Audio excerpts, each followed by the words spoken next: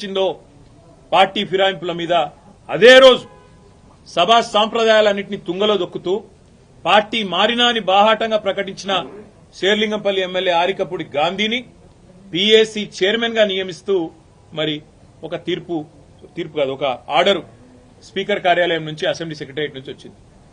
దాని తర్వాత సహజంగానే హైకోర్టును బేఖాతరు చేస్తూ సుప్రీంకోర్టు తీర్పును బేఖాతరు చేస్తూ రాజ్యాంగ విలువలకు అసెంబ్లీ సాంప్రదాయాలకు పార్లమెంటరీ పద్దతులకు అన్నిటికీ తిలోదకాలిస్తూ ఇదేం పద్దతి, అసలు ఆయన ఏ పార్టీలో ఉన్నాడు అని మా వాళ్ళు అడిగినారు. అయితే ఎంత విచిత్రమైన పరిస్థితి అంటే ఈరోజు రాష్ట్రంలో మొన్ననేమో నేను మారిన పార్టీ కాంగ్రెస్ పార్టీ విధానాలు నచ్చి మారినా అని చెప్పిన ఎమ్మెల్యే నిన్న మొన్నటి నుంచి నేను బీఆర్ఎస్ పార్టీలోనే ఉన్నా, నేను ఎక్కడికి పోలే, 10 మంది ఇక మాకు తప్పది పదవి గండం పోయితుంది మా పదవి అని చెప్పి కొత్త రాగం ఎత్తుకున్నారు.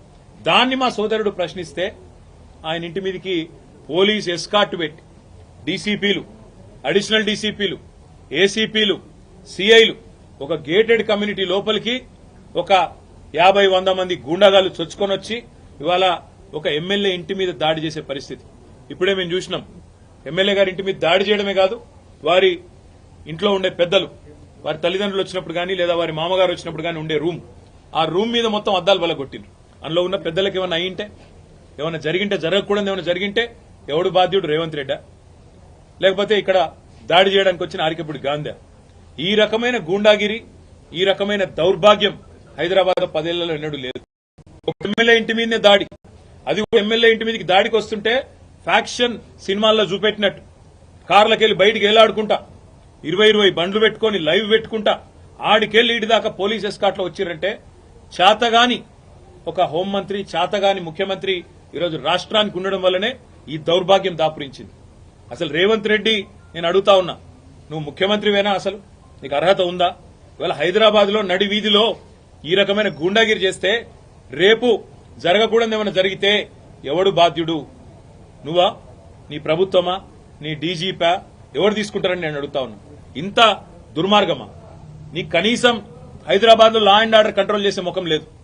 పేపర్లు రాస్తున్నాయి, మన ఆంధ్రజ్యోతి రాసింది 30 రోజుల్లో 28 మర్డర్లు. ఈనాడు రాస్తుంది ఈ నగరానికి ఏమైంది అని. అదేమి చేతగాదు చేసేది.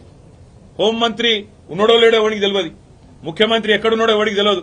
ఢిల్లీకి ఎక్కే విమానం దిగే విమానం అన్నట్టు 22 సార్లు ఎక్కడూ దిగుడు తప్ప పీకిందేమీ లేదు. కనీసం హైదరాబాద్ లో శాంతి భద్రతలను కంట్రోల్ చేయలేని దౌర్భాగ్యపు ముఖ్యమంత్రి ఇవాళ ఒక ఎమ్మెల్యే ఇంటి మీదికి మాత్రం గూండాలను పోలీసులు ఎస్కాటించి పంపిన ఒక దౌర్భాగ్యపు చరిత్రహీన ముఖ్యమంత్రిగా రేవంత్ రెడ్డి మిగిలిపోతాడు. నేను అడుగుతా ఉన్నా మా కౌశిక్ రెడ్డి అడిగిన ప్రశ్ననే, ఏ పార్టీలో ఉన్నావు గాంధీ? అసలు మీ 10 మంది ఎమ్మెల్యేలు ఎవడైతే పార్టీ మారినరో, ఎవరి ఇంటింటికైతే పోయి ముఖ్యమంత్రి అనేటోడు కండువా కప్పిండో, ఫస్ట్ మీరు ఏ పార్టీలో ఉన్నారో చెప్పండి. మీకు ఇప్పటికే స్పీకర్ దగ్గర పిటిషన్లు ఉన్నాయి 10. స్పీకర్ గారు కూడా తేల్చాలా. ఇవన్నీ కాదు, ఇవేమీ లేదు, మేము రైతు రుణమాఫీ మీద అడిగితే, లేదా వరద బాధితుల తరఫున ప్రశ్నిస్తే, లేదా రైతు బంధు ఎప్పుడేస్తావని అడిగితే, మహిళా సోదరిమణులకు 2500 ఎప్పుడు ఇస్తావని అడిగితే, లేదా పెన్షన్లు ఎప్పుడు పెంచుతావని అడిగితే, 100 రోజుల్లో గ్యారంటీలు అమలు చేస్తా అన్న సన్నాసి ఎక్కడ తెచ్చిండు ముఖ్యమంత్రి అని అడిగితే తట్టుకోలేక హెడ్లైన్ మేనేజ్మెంట్ కోసం, అటెన్షన్ డైవర్షన్ కోసం ఒక దిక్కు హైడ్రా అని హైడ్రామా, ఇంకో దిక్కు ఈ రకంగా ఎమ్మెల్యేల ఇంటి మీదకే గూండాలను పంపడం అంటే దీనికంటే సిగ్గుచేటు ఇంకొకటి ఉండదు. తప్పకుండా నేను రేవంత్ రెడ్డిని అంటా ఉన్నా, చరిత్రలో నీలాంటి పనికిమాలిన ముఖ్యమంత్రులు, నీలాంటి తలమాసిన ముఖ్యమంత్రులు మస్తుగా వచ్చిండ్రు, మస్తుగా పోయినారు. పెద్ద పెద్దోళ్లతోనూ కొట్లాడినాం, చంద్రబాబుతో కొట్లాడినాం, రాజశేఖర రెడ్డితో కొట్లాడినాం, కిరణ్ కుమార్ రెడ్డితోని, రోషయ్య గారితో ఎంతో మందితో తలపడ్డాం. నువ్వు వాళ్ళందరికంటే కూడా చాలా చిన్నోడు, చిట్టినాయుడు, నువ్వు చాలా చిన్నోడవు. నేను మా దగ్గర మా భాషలో చెప్పాలంటే హైదరాబాద్ లో బుల్లబ్బాయి అంటారు నీలాంటి వాళ్ళు. ఇలాంటి బుల్లబ్బాయిలు చిట్టినాయుడులో చాలా మందిని చూసినాం. ఏం ఫరక్ పడేది కూడా ఏం లేదు, ఏం ఇంటికి కూడా వీకలేవు. కానీ ఏదో పైశాచిక ఆనందం, 4 రోజులు ముఖ్యమంత్రి పదవిలో కూర్చున్నా, నేనేందో పెద్దోడిని అయిపోయినా అనేదో ఎగిరిగిరి పడతా ఉన్నావు. రేవంత్ రెడ్డి గారు అధికారం ఎవరికి శాశ్వతం కాదు. నువ్వు ఒక దుష్ట సాంప్రదాయానికి తెరలేపుతా ఉన్నావు.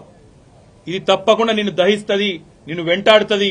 రేపు నువ్వు పదవిలోకి దిగిపోయినాక తప్పకుండా నువ్వు ఈరోజు ఏదైతే దుష్ట సాంప్రదాయాలు నెలకొల్పుతున్నావో ఇవన్నీ నీకే చుట్టుకుంటాయనే మాట కూడా నేను వారిని హెచ్చరిస్తా ఉన్నా.